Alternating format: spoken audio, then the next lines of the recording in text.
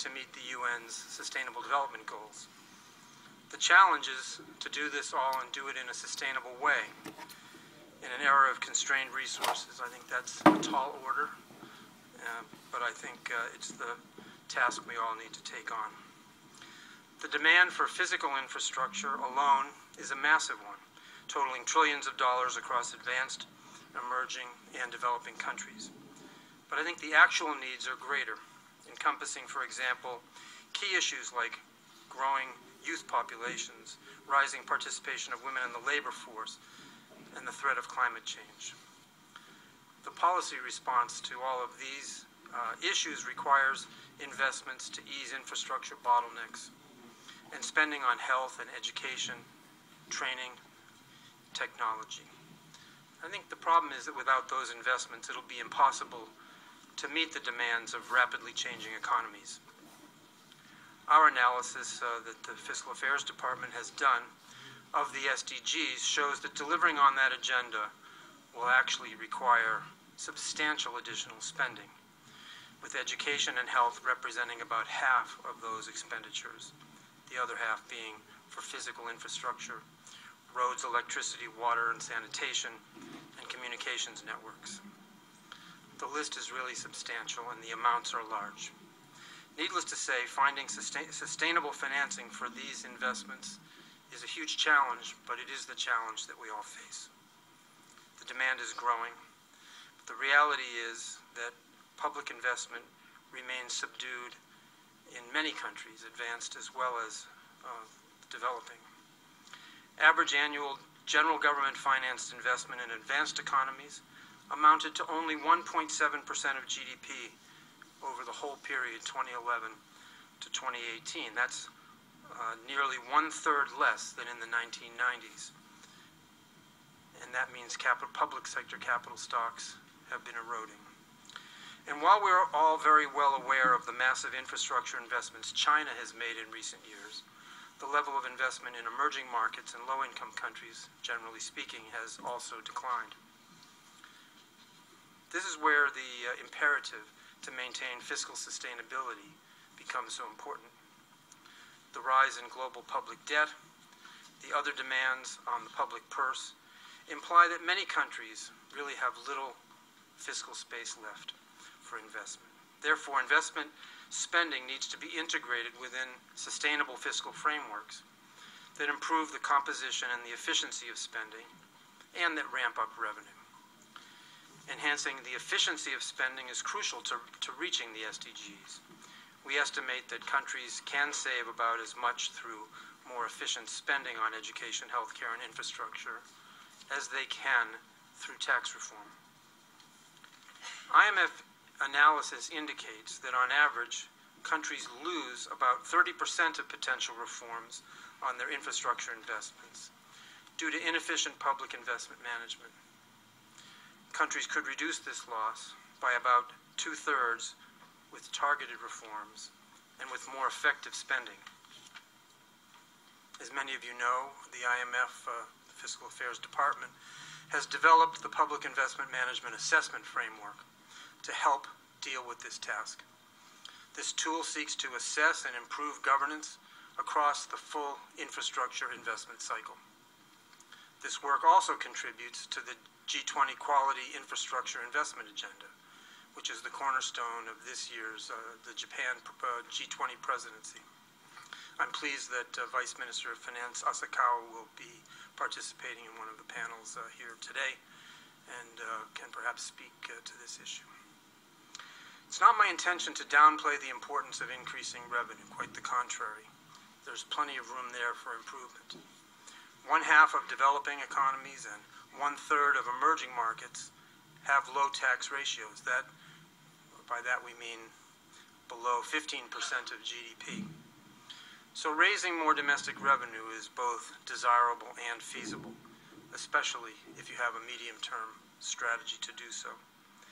The IMF tries to help its members in this area with advice on improving core revenue administration processes and designing the tax policy reforms that are needed. But strong governance, fighting corruption, establishing the rule of law, and ensuring transparent public investment processes are all critical, especially if the private sector is to be involved. The IMF and the bank actively support capacity development in this area for our member countries. The Fiscal Monitor that was just published this week provides a rich discussion on the impact of corruption on the funding of government activities, and I recommend this chapter to you.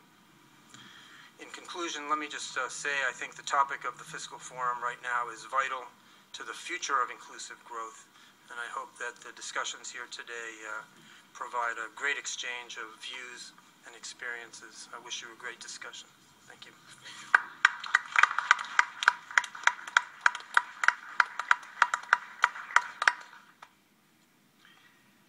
So we go straight to session 1, investing in people, and I just call to your attention that we are starting this session 10 full minutes ahead of schedule, which illustrates the importance of fiscal rules and fiscal discipline. We have 4 distinguished panelists. If you look at the program, you actually find 5. Unfortunately, Teresa Czerwinska, the Poland's finance minister, did not travel to Washington, and so she is unable to be with us today, and we regret that she was not able to join us. She would have contributed to this debate quite a lot. But I have no complaints. I have a wonderful panel, which is composed by some of the people that I most admire in this field, from academia, from the world of politics and policy making, and even a very good friend from across the street. So let me tell you a little bit about our panelists. So here I have to my left Nicholas Barr, who is a professor of public economics at the London School of Economics. He has published widely.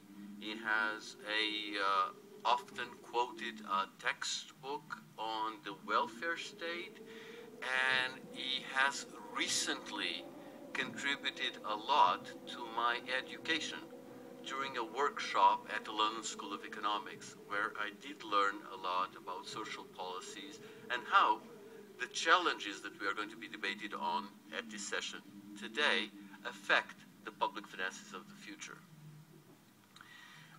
To his left, we have Nigel Clark, Minister of Finance and Public Service of Jamaica. And Nigel has a very distinguished career in business and finance, and also in the public sector and as a legislator. Now, at this point in time, Jamaica is embarked on a wide-ranging growth-enhancing structural reforms, and so we would love to learn from Nigel how it's done. How do you get to actually do it? Not in some theoretical world, but in this particular case in Jamaica. To his left, we have Martin Ravalion, who is professor of economics at Georgetown University and the author of the textbook on the economics of poverty. And being an incredibly pedantic individual, as all of you who know me know, I was struck by the fact that Martin has, as one of his opening quotations in the book, the following quotation from Theodore Schultz. He says, "Most people in the world are poor.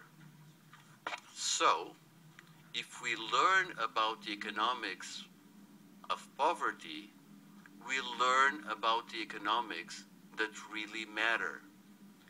And Martin quoted this as Schulz, 1981. I was shocked. The quote was very familiar to me.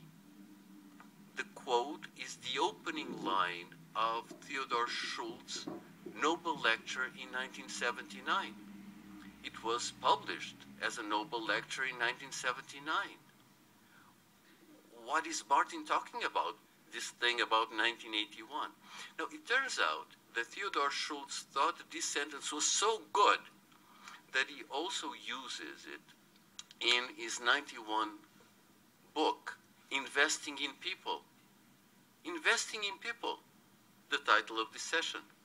So Martin had the foresight of thinking, I'm going to participate in this session, so I better have a good quote. And this is a fantastic quote. Now, at the end of this table, we have my very good friend and colleague, Michal Rutowski, who is Senior Director for Social Protection and Jobs at the World Bank.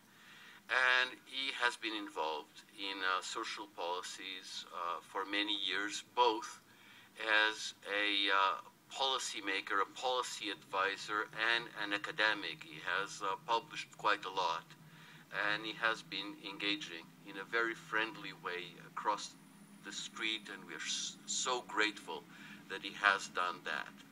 Now, how are we going to organize this, this session?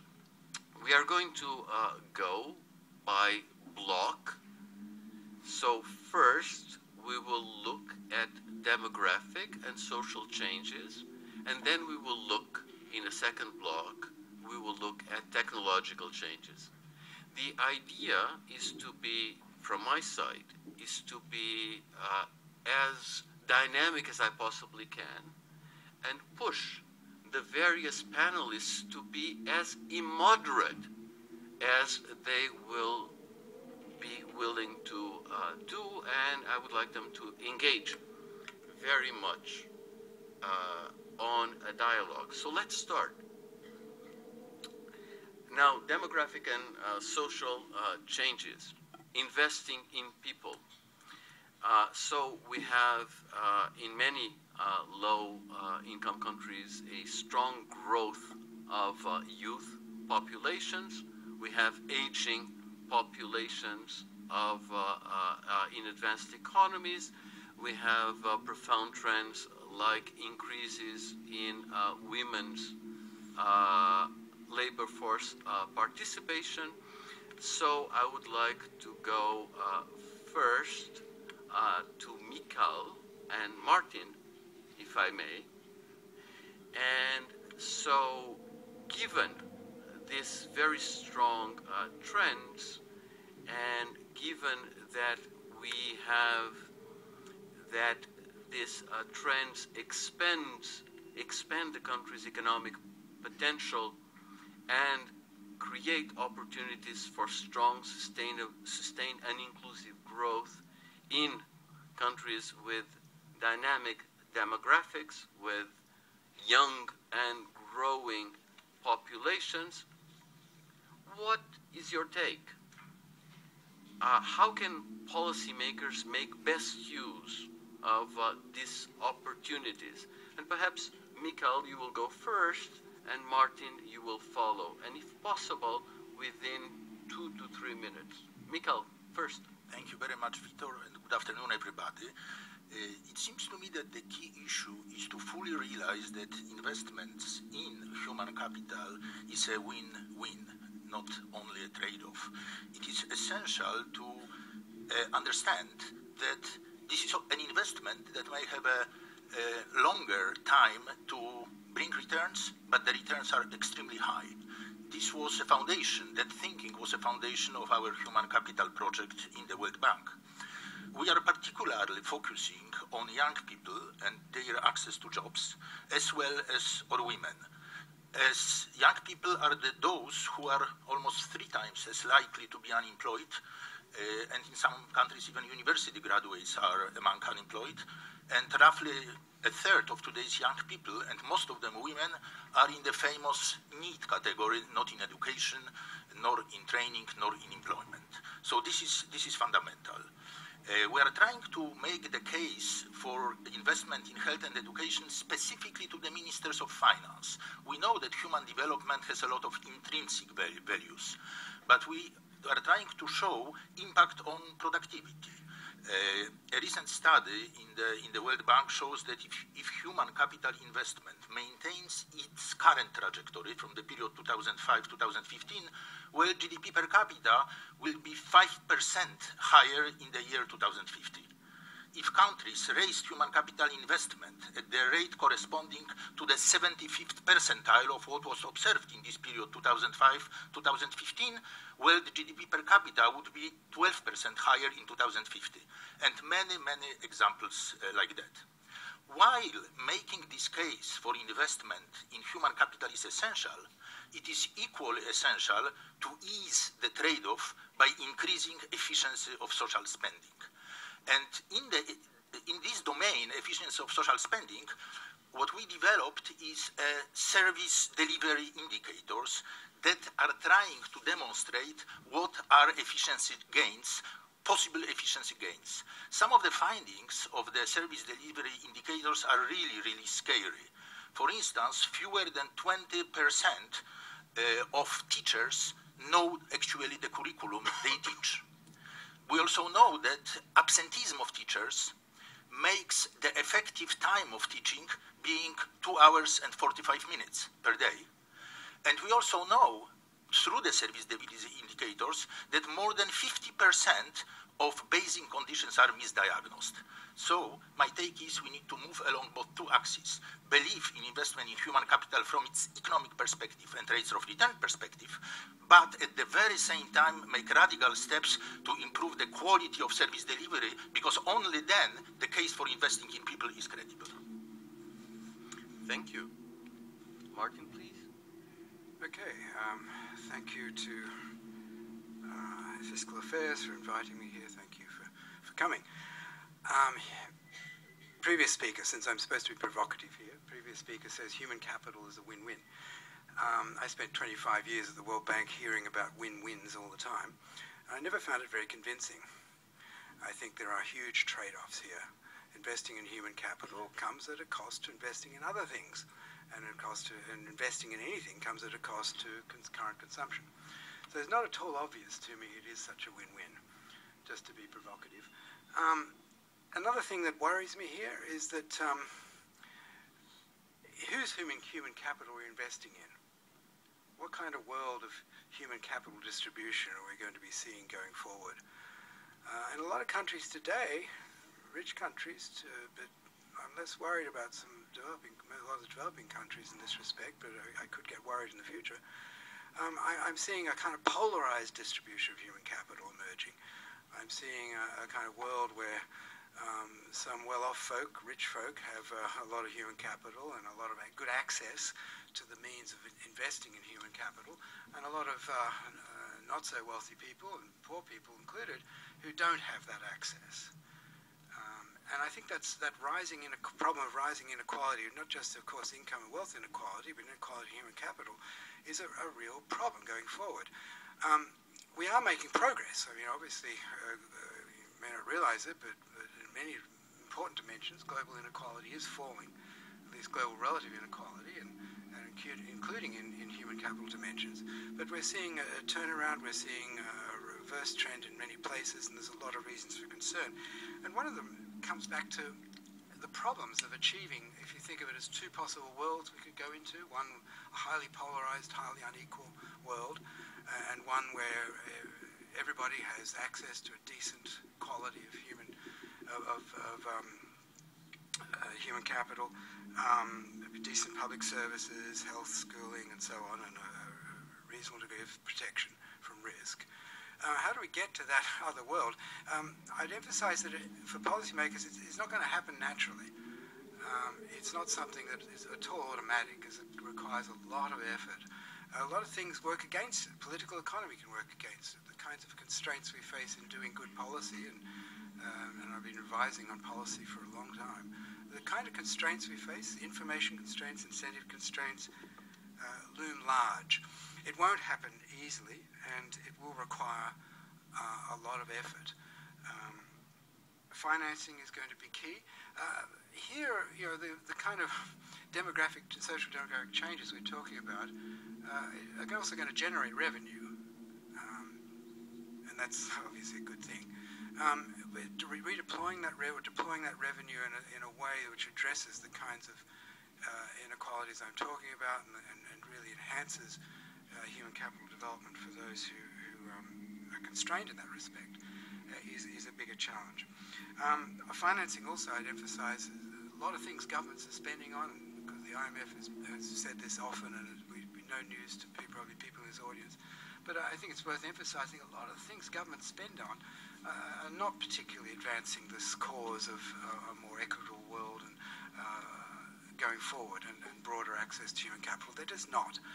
The subsidies on normal goods that we see on fuel, for example, it's still going on, and it's really got to be addressed. There are much better ways of spending existing money, as well as better ways of raising revenue to finance the kind of things we need to achieve that better world of more equal and less polarized access to human capital. Thank you. Thanks a lot.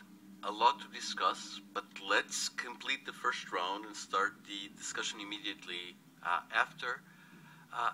Nigel,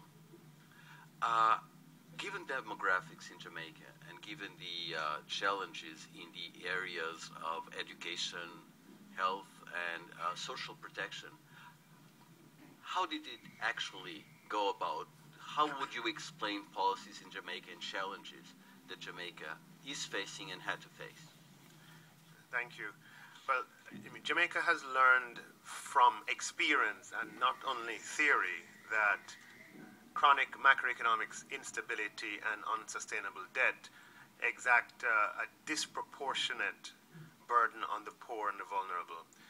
And as a result of that experience over a long period of time, Jamaica over the past several years has been resolutely focused on putting Jamaica on a sustainable debt trajectory.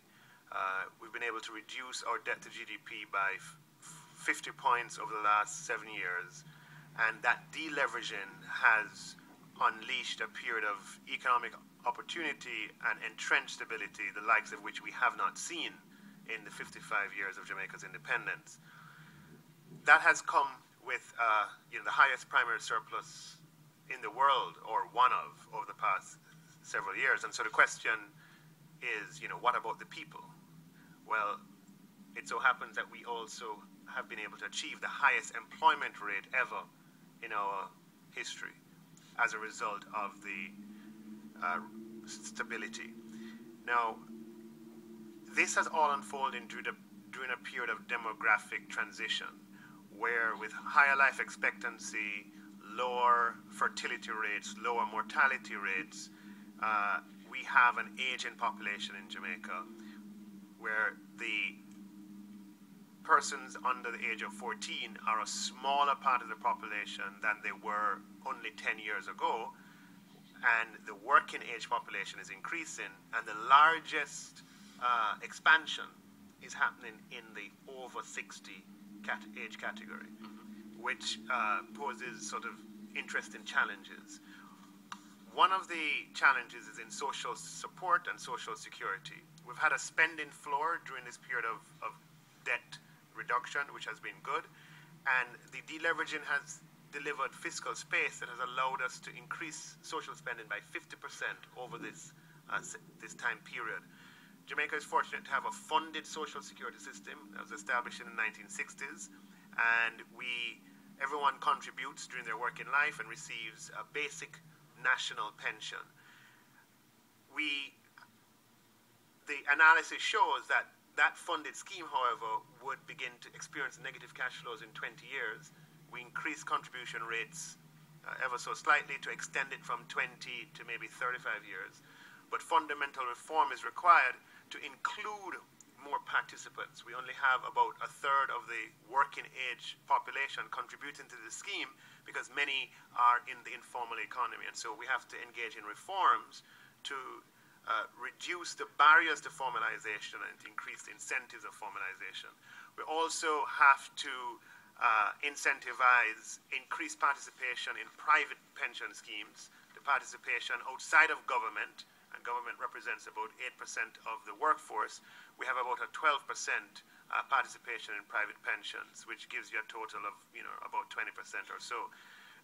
We need to introduce more flexibility and more mobility in pension arrangements to increase participation. When I mentioned that the social spending has increased by 50% over this period of deleveraging, I was alluding to increases in spending on schools transportation and in conditional cash transfers. However, dollar allocation is not enough. The structure of these programs needs work and attention, and we are going to be engaged in a public expenditure review for social protection with our friends at the World Bank. We have problems with targeting. There are a number of persons in the vulnerable population who are excluded. We have experience with self-exclusion. Not everyone wants to identify, and that causes a problem. Nevertheless, we have allocated to school transportation and examination to ensure participation in the education system. As far as health is concerned, we're seeing a rotation in the experience of disease. Decades ago, infectious diseases were the main cause of serious health problems, and malnutrition in childhood as well. Today, the leading causes of death related to health problems lies in the category of non-communicable diseases, which can be very expensive to treat once they're full-blown. And so we're going to have to ensure that we invest in education and we revamp our primary care system to allow for early detection. And the health system, in response to the demographic transition I mentioned earlier, geriatric care is going to be is going to need a lot more attention in the years to come. Thanks a lot. At this workshop at the London School of Economics that I told you about, Nicholas Barr covered exactly the ground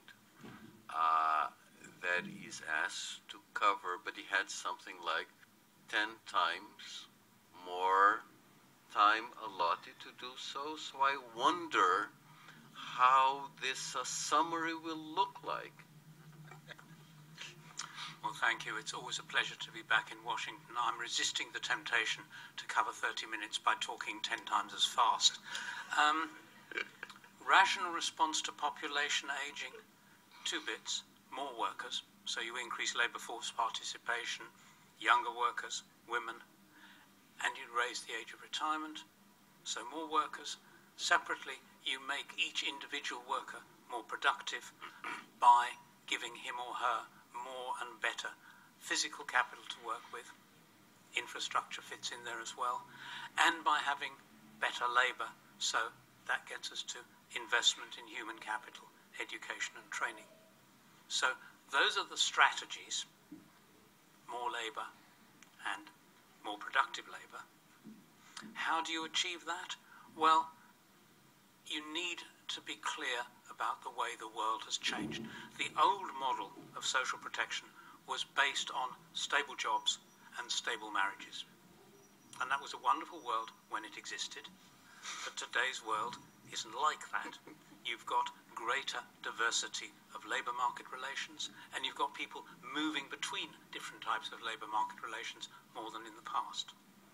You've got greater diversity of family arrangements, and again, people move from one type of family arrangement to another more than in the past. Now, those 2 big changes, the decline in stable jobs and stable families, has at least 3 implications. The first is less reliance on contributions related to employment. When stable employment was the norm, you could have contributions organised around employers. That achieves less good coverage today in advanced countries because of more fluid labour market relations, and that, interestingly, starts to bring a convergence between advanced economies and developing economies, that employment-related contributions don't work as well as they did. Implication of that is one needs to broaden the source of finance. So less reliance on employment-related contributions.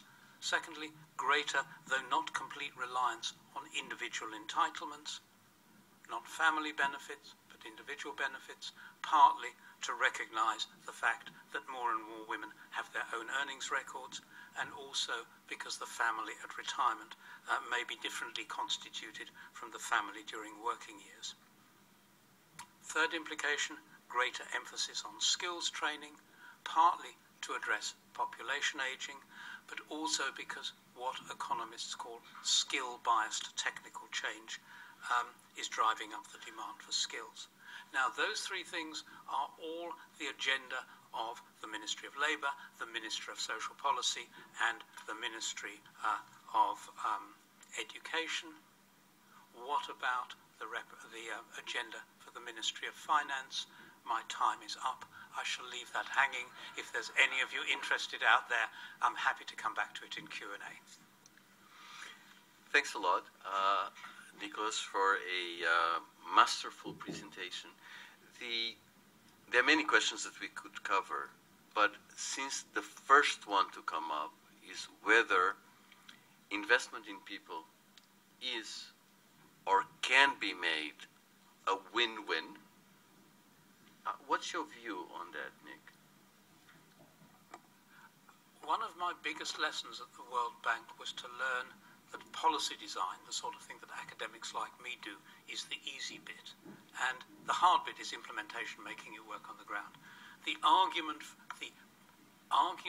in principle for investment in human capital is overwhelming. Response to population aging, skill-biased technical change. But as we've rightly heard, both from Michal and Martin, sort of spending money on education, there is a link between spending money on education and getting improved educational outcomes. And you can't just assume that spending money will somehow do it. So there is a real agenda on which I'm not sure I have any expertise, on making sure that investment in human capital works well in practice.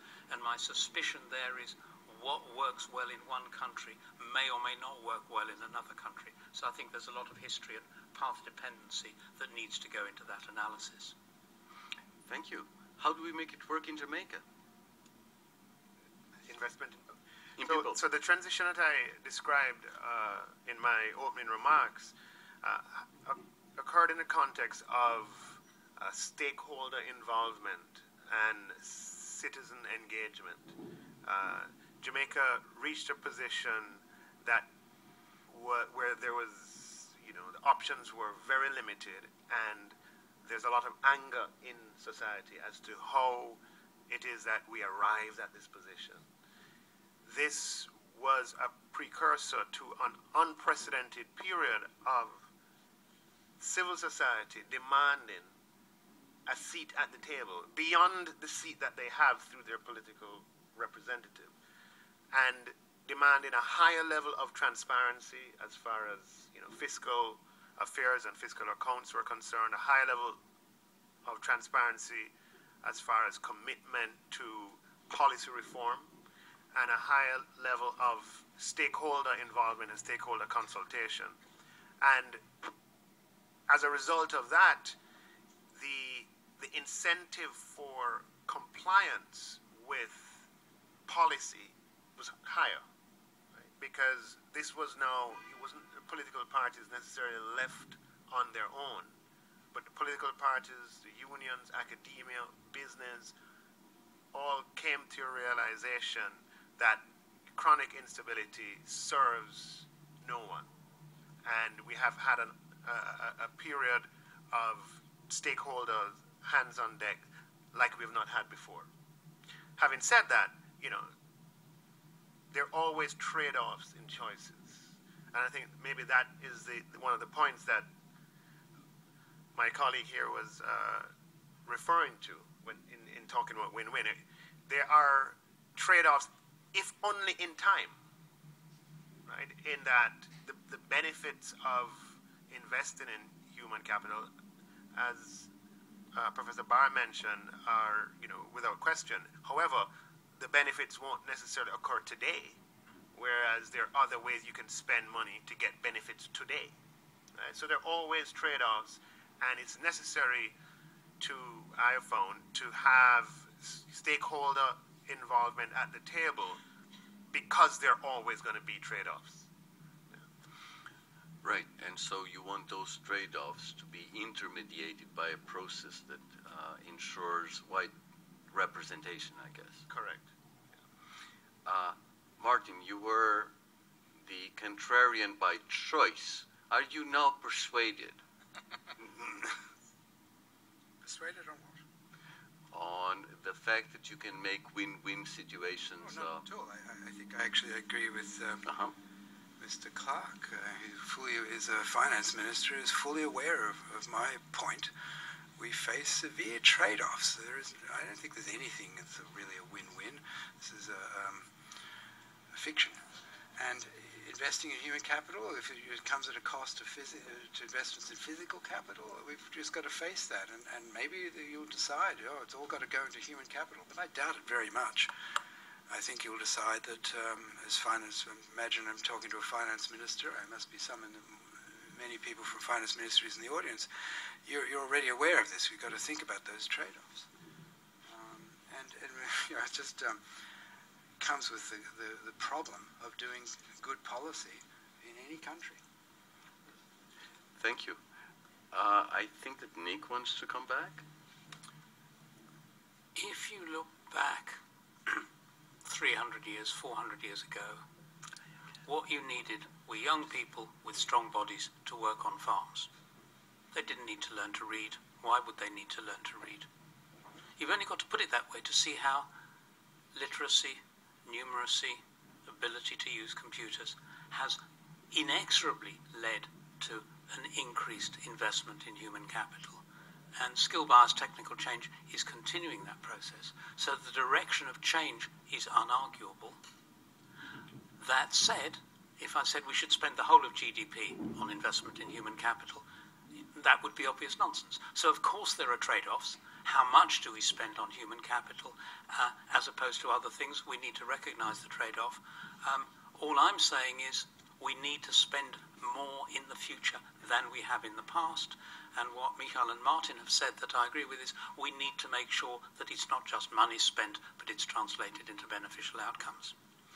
Michael, it's only fair that you have the last word on this exchange. Do you still stand by your proposition on win-wins, or have you been persuaded that the emphasis on the pervasiveness of trade-offs makes your initial statement into nonsense? I insist on my initial statement that a win-win strategy is possible under certain conditions, and there are many conditions. One of the conditions which is particularly important is dealing with the efficiency. Increasing efficiency of spending on human capital, I gave you a few examples, because the increasing efficiency makes the case for investment credible by showing where are the resources that alleviate the obvious trade-off Martin was talking about. That's my take on this. I wanted to add one more thing, though, because when we talk about investing in human capital, we often have this picture of education and health and young people, and it's absolutely right. There are irreversible losses, for instance, from stunted children.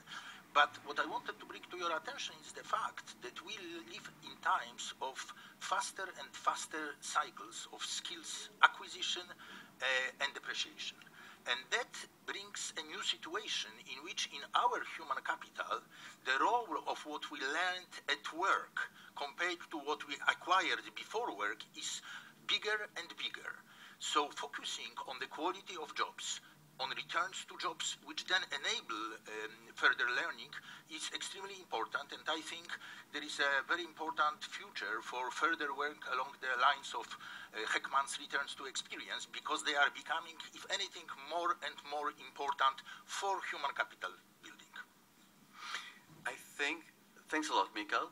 I think this is a wonderful transition to to the second block of our exchange, which has to do precisely with the point that Nick and Mikhail have so emphasized, which is technological change, the base of technological change, and the implications from that in terms of investment in people. It does seem that the opportunities, so the case for investment in education is strongly strengthened, but at the same time we can use perhaps technological opportunities to improve, for example, spending efficiency, and that will allow us to spend better and therefore to emphasize the quality of spending. And Nick, perhaps I can ask you to address that issue. So technological change, spending priorities, spending efficiency. My experience is more on thinking through the strategy than the implementation. So let me talk a bit about that. As the amount of knowledge has grown and the diversity of skills that are required has grown, so has grown the need to have greater varieties of ways in which people can acquire skills and greater variety of pathways. In the old days, compulsory schooling, everybody had the same curriculum. That was it. That has long since changed.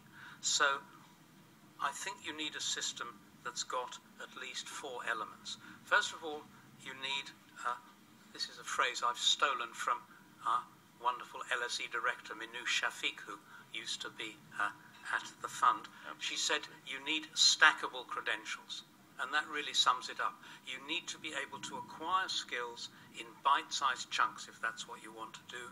You need to be able to get a technical qualification, and if you want to turn it into a degree by adding units later, you ought to be able to do that. So flexible choices over subject and of pathways through vocational and academic training is the first bit.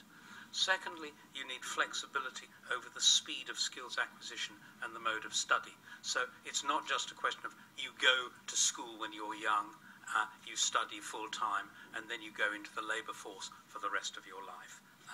You need training and retraining and flexible routes.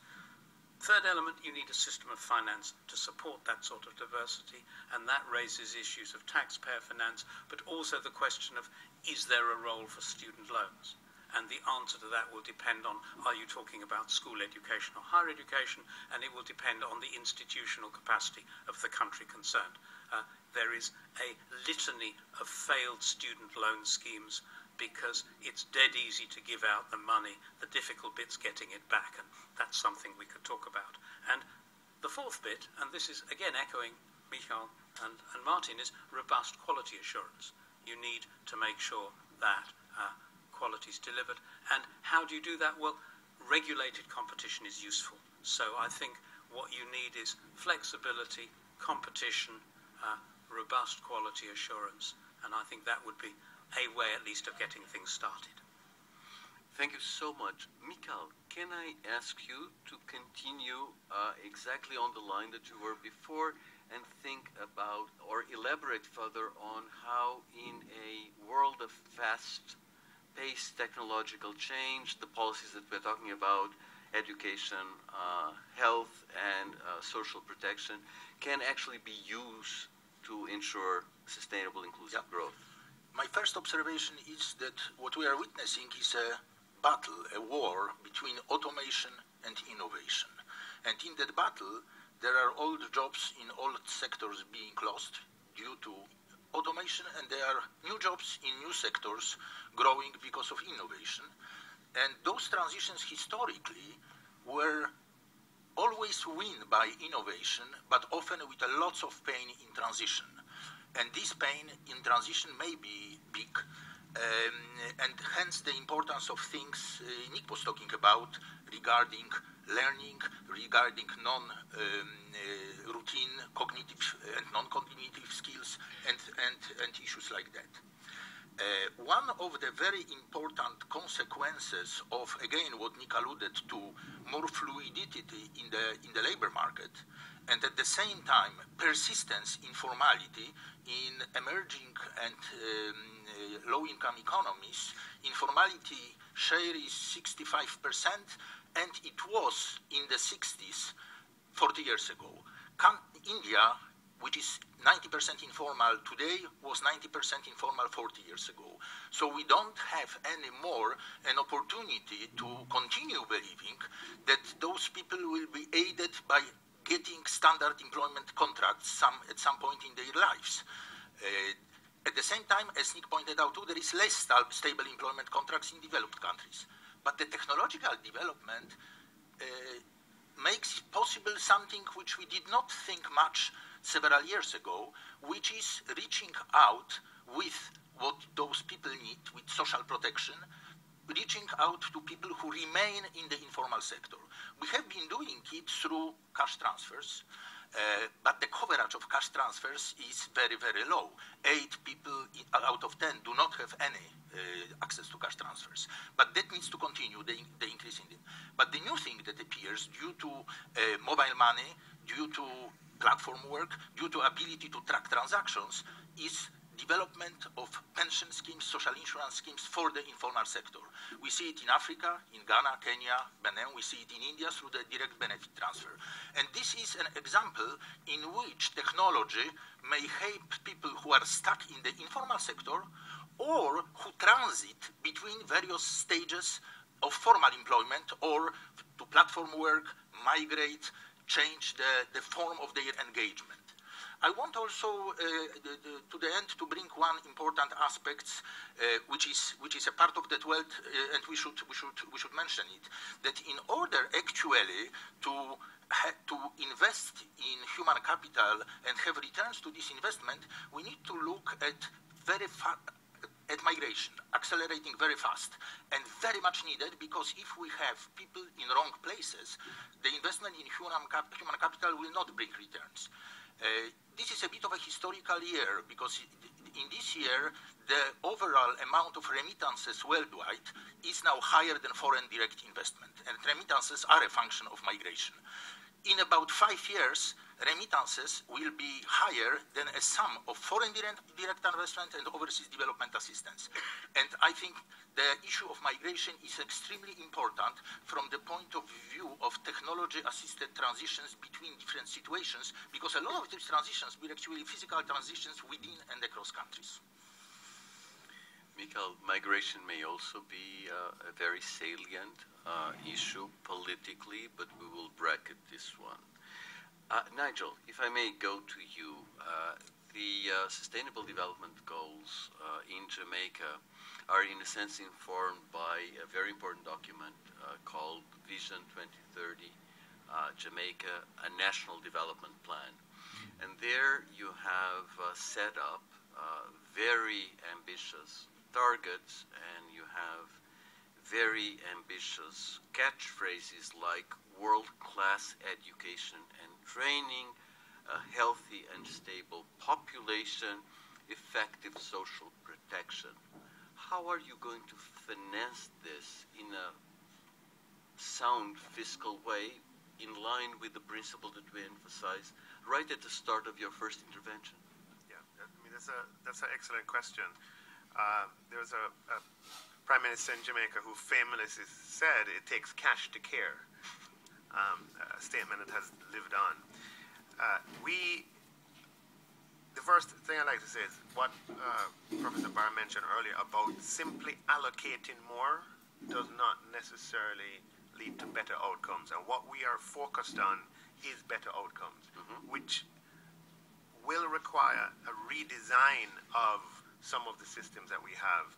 In the Ministry of Education, for example, we are redesigning the curriculum and the testing away from regurgitation of acquired knowledge to a curriculum or testing that requires more critical thinking, that is more relevant to the world that is emerging today, a world of fast change.